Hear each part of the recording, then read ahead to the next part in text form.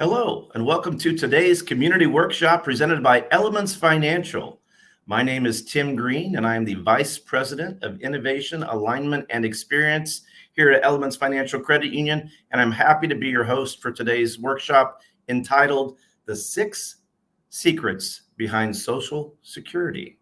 So that's a mouthful for sure. So just one housekeeping item before we jump in and bring in our in-house experts when it comes to wealth management and everything Social Security. Feel free today during this workshop to ask your questions and engage with our chat feature.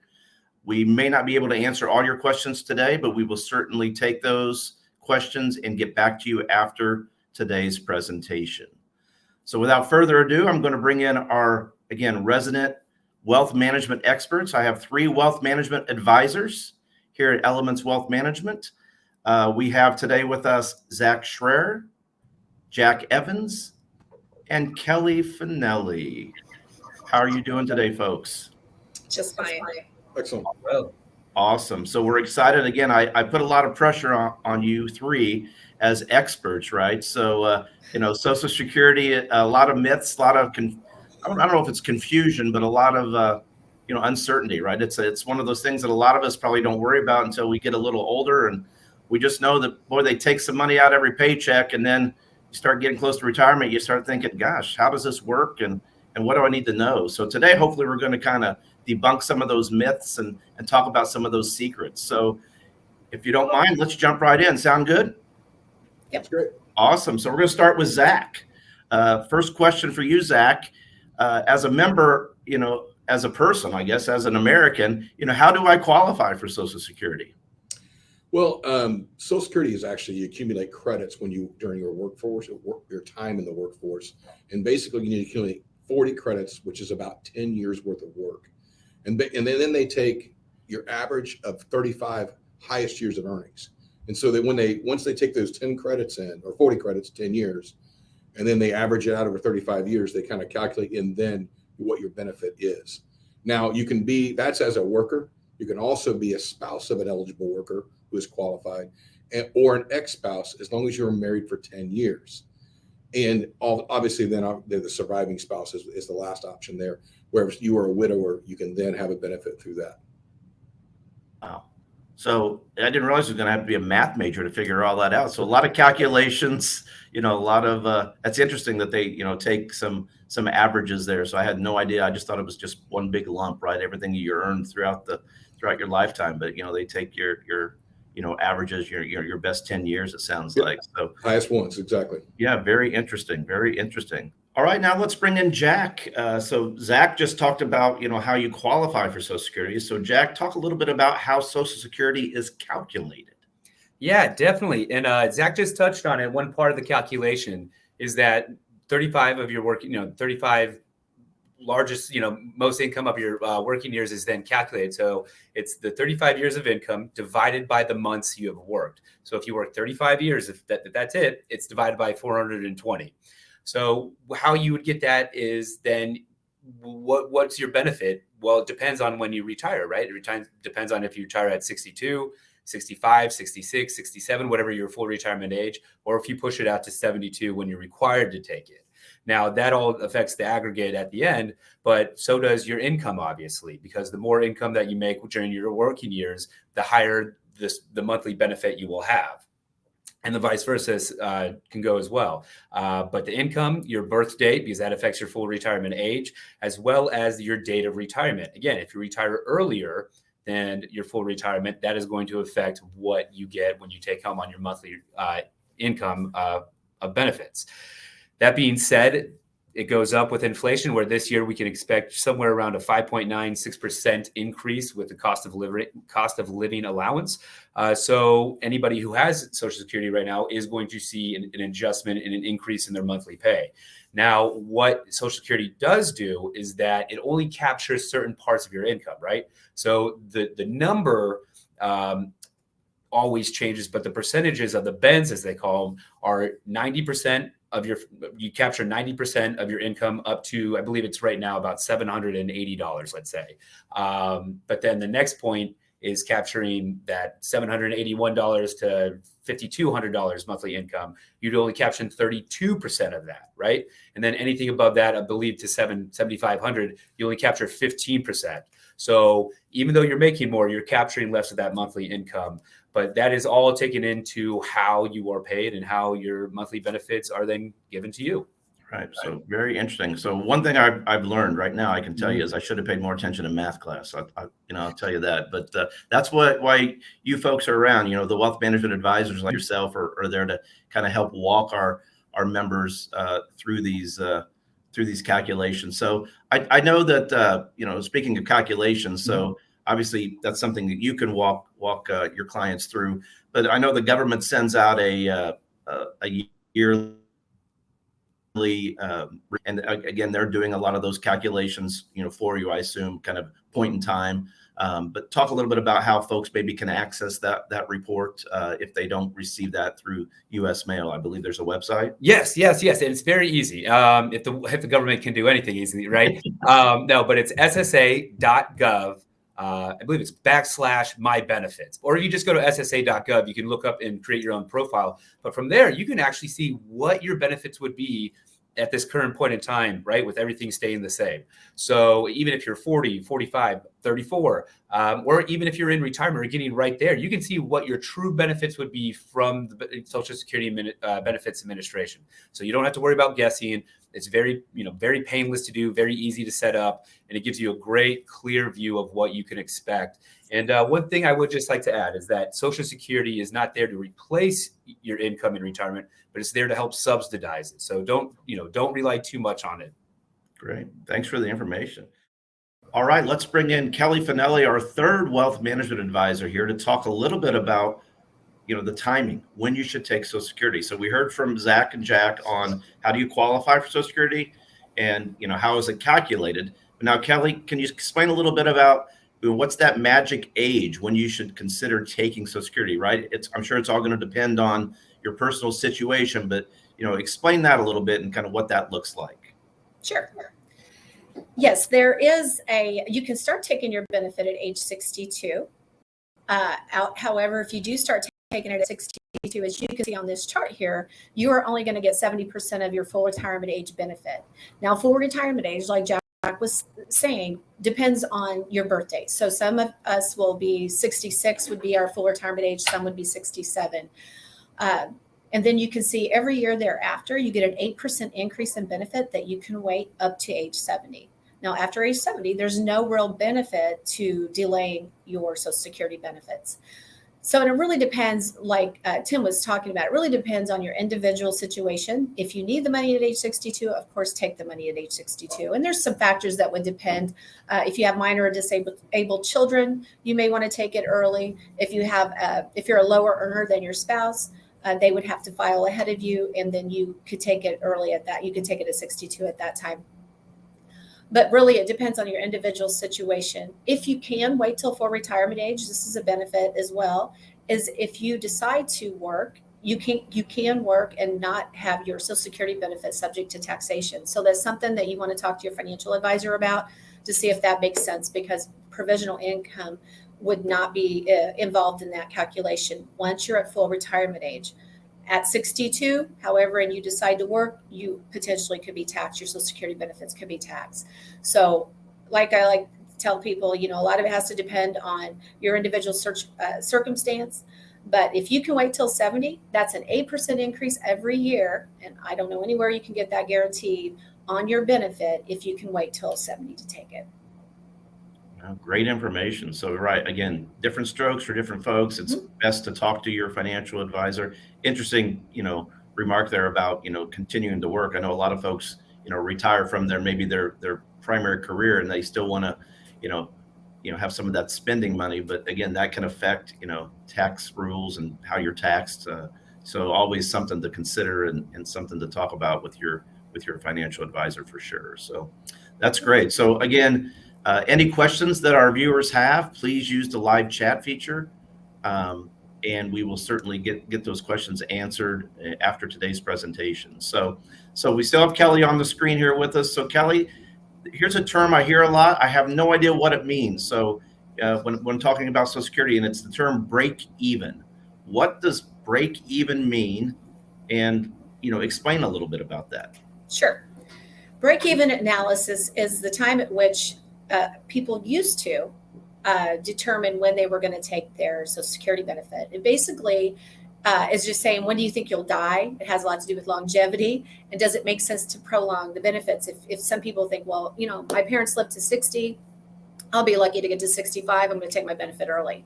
Right. And that makes sense in some situations. However, the Social Security Administration actually used to have a break-even analysis on their website for you to determine what your break-even age is. So to help you decide when to take your benefit. As you can see here, age 62 versus age 67, you would have to live to age 78 to make it worth your while to wait to age 67. On the next one, you'd have to live to 82 to make it worthwhile to wait till age 70. They have since taken this down from the website. There is no break-even analysis calculation to do on socialsecurity.gov. The reason for it is because it's really not a good way to calculate when you're going to take your benefit. And I say that because it only calculates for your lifetime.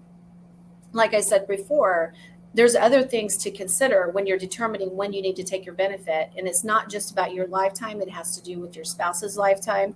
And their benefit. It also has to do with, do you have minor children? Do you have disabled children? So there's a lot of ins and outs. So I don't think they wanted to make it so cut and dry as just to be on the individual's lifetime, but to actually look at the whole situation with the whole family. So that's why we don't really recommend that you use the break-even analysis any longer. Again, I'm going to go back to talk to your financial advisor and sit down to your specific individual situation, your family dynamic, and then make that decision as to when you want to take your Social Security benefit. Interesting. So interesting to know. They kind of like they expect you to have a crystal ball, right? You talk about your longevity. It's like, how do we know? Who knows what's going to happen tomorrow? But very even probably a good thing to take that off there, because I'm sure there are some folks that, rely on the website only. Maybe they don't have access to a financial advisor, and they're using that to kind of gauge and drive their financial decisions, which probably isn't the greatest thing in the world. So thanks for that education. So hopefully that cleared up the break-even, misconceptions that are out there floating around. So thank you, Kelly. So let's bring in Zach one final time here and talk a little bit about Social Security and marital status. So I'm sure that that can add some wrinkles to the sheets a little bit there regarding your marital status and when you should take the Social Security. So talk a little bit about that, if you will. Yes, it gets a little bit confusing here because obviously, throughout life, there's things that happen. There's marriages, there's divorces, there's deaths, things like that. And that often changes your marital status, which also articulates into how the Social Security is also impacting you. And so, for example, if you remember back to my first conversation where we talked about you had to be married at least 10 years. And then after a divorce, then you're eligible to take the benefit of your ex-spouse. And so that's a real important piece there. And I get a lot of questions where people will ask, well, what if this person's been married to 3 different people for 10 years? Will they all be able to pull from that person's Social Security? And the answer is actually yes. Theoretically, if one spouse was married to 3 different people and none of them got remarried, that's an important fact. They could all pull from that person's his or hers benefit going forward. So, again, if you're married, you have to be married 1 year and then you get access to the benefit of the spouse.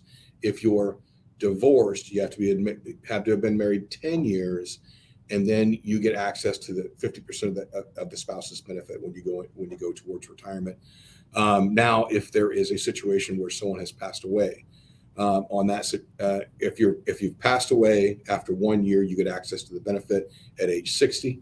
And if you remarry after the age of 60, it does not affect your filing status at that point, that's very confusing. A lot of information. The biggest thing to keep it really straightforward and basic is that 10 years if you're divorced, 1 year if you're married, and then there's a death maybe down the road or what have you. But the biggest thing to focus on is essentially that it's 50% of the benefit when you go into retirement, and when you have a disparity of age, say there's a greater than 3 to 5 years between the ages of the spouses.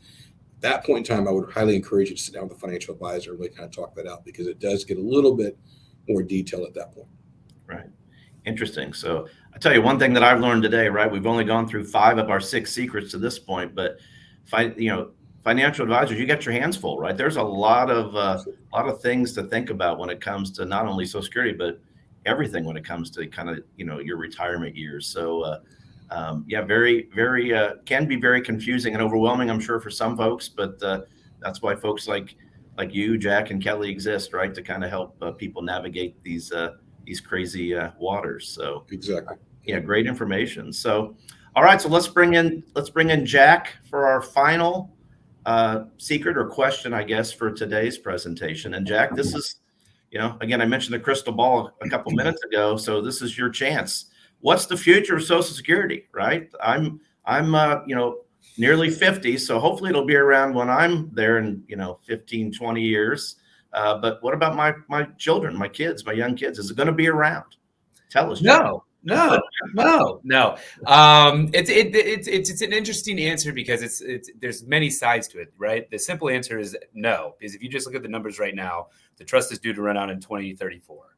That's just simple math, because right now, let's look at it. We have more people leaving the workforce than coming in, right? There are more baby boomers, especially that's generation that's leaving the workforce, where in 2021, I believe it was between 2020 and 2021, is about 50% of the workforce 55 and older was no longer in the workforce. They retired. It was the Great Resignation, right?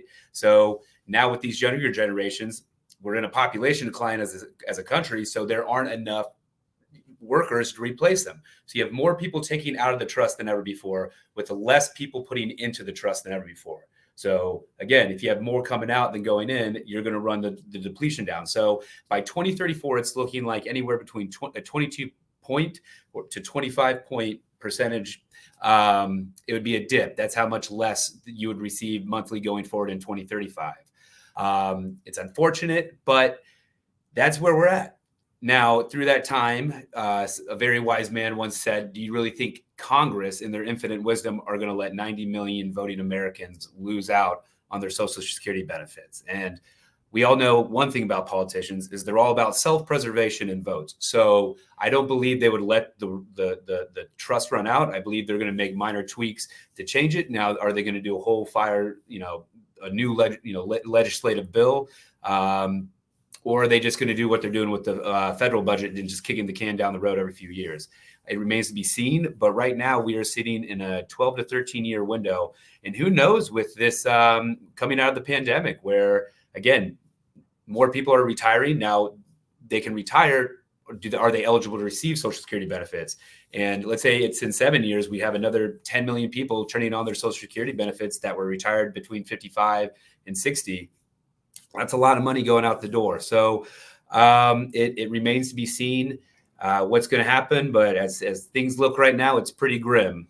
Right. Yeah. Unfortunate, but yeah, that's the world we live in, right? It's crazy, but that's a substantial, decrease there by that date, 22 to 25% decrease. Mm-hmm. I mean, that will affect quite a number of Americans. That's for darn sure. So man, I hate to end this conversation today on such a down note, but the fact is, Social Security is just one piece of the puzzle, right? So, mm-hmm. That's again the importance of financial advisors and thinking about the big picture. Social Security is a nice piece of the puzzle, but there's a lot more pieces of the puzzle when it comes to your retirement years and what you're going to do in those, like I said, those golden years. So. Great information, Jack. Thank you very much. So let's bring in the rest of the crew that was on our presentation today. So Zach and Kelly and Jack, thank you very much for your expertise. Great information that you shared with our viewers today. We certainly appreciate it.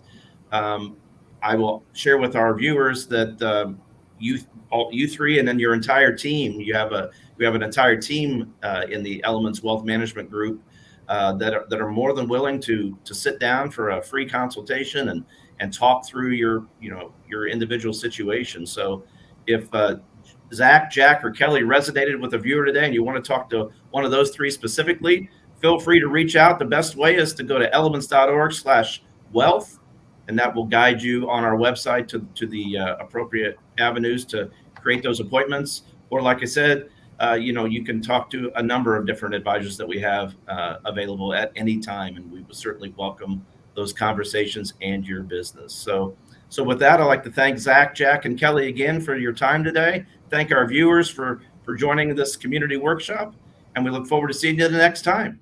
Have a great day.